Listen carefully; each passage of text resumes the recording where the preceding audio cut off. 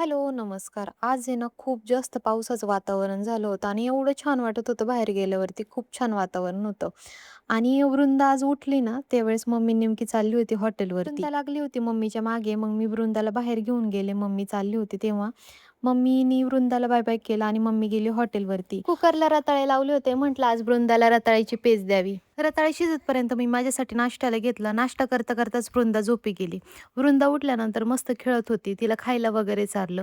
बाहेर गेले तर बाहेर खूपच जास्त पाऊस आला होता आणि खूप छान वातावरण झालं होतं. पावसाळ्यात आहे ना, एक पाऊस जरी पडला ना, तरी इकडचं वातावरण एवढं छान होतं ना, खूप मस्त. आणि वृंदाला आहे ना, ह्या फिल्टरच्या बॉक्सवरचा सचिन तेंडुलकरचा फोटो इतका आवडतो. ती सारखी तिथं जात असते. वृंदाला अंघोळ घालून झोपवलं होतं. ती उठल्यानंतर तिचं मस्त उरकलं.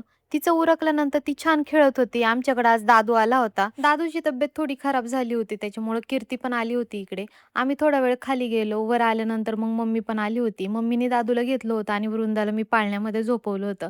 वृंदा झोपी गेली होती तोपर्यंत सगळ्यांसाठी चहा बनवला, खारी घेतली खायला आणि पिऊला खायचे होते बिस्किट. त्याच्यामुळे तो खाली गेला होता बिस्किटचा पुडा आणायला. त्यानंतर मग आम्ही चहा पिलो. चहा पिल्यानंतर थोडा वेळ गप्पा मारल्या आणि तसंच आम्ही बसलो होतो आणि पिऊला इतकी मस्ती लागते की बास रे बास. त्याला वृंदा खूप जास्त आवडते. तो वाट पाहत होता वृंदा कधी उठेल. रात्री जेव्हा बाबा आलेलं पाहिलं वृंदाने, त्यावेळेस वृंदाला एवढा आनंद झाला आणि ती चेकळत-चेकळत बाबांकडे जात होती. वृंदाला आहे ना पप्पा आणि मम्मी खूप जास्त आवडतात. तिला आहे ना मम्मी-पप्पांना पाहिलं का एवढा आनंद होतो ना आणि बाबांचा तर खूपच जास्त जीव आहे वृंदावरती.